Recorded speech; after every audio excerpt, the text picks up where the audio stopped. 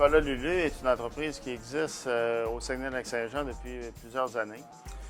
Par contre, nous autres, en 97, les nouveaux propriétaires actuels, Diane et moi, on a acheté l'entreprise, on a développé, on a assuré une certaine croissance en greffant des distributeurs à l'extérieur de la région, en développant, en faisant connaître nos produits, puis en commençant à travailler avec des grandes entreprises comme Costco, Loblaw, c'est ça, Métro, Sobeys. Donc, on a commencé à faire connaître nos produits à l'extérieur de la région.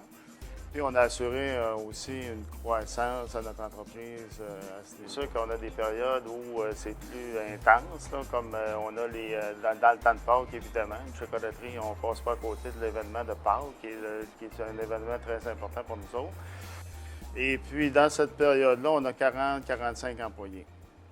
On a aussi une période de pointe l'été. C'est difficile à croire parce qu'on a développé en fait des bars laitiers qu'on a greffés à nos activités parce qu'on avait des périodes plus creuses un peu.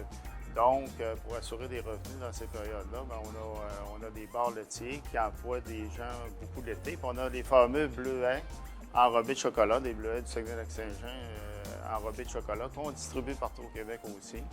Donc, dans cette période-là, on a une quarantaine d'employés aussi. Puis il y a des périodes plus tranquilles. Le défi, c'est de prendre une décision. Qu'est-ce qu'on fait dans le futur? Est-ce qu'on s'organise pour être capable d'être concurrentiel ou on reste petit puis on continue d'avoir des difficultés? C'est un petit peu ça le défi de notre entreprise. Alors, M. Lambert, la question qui tue.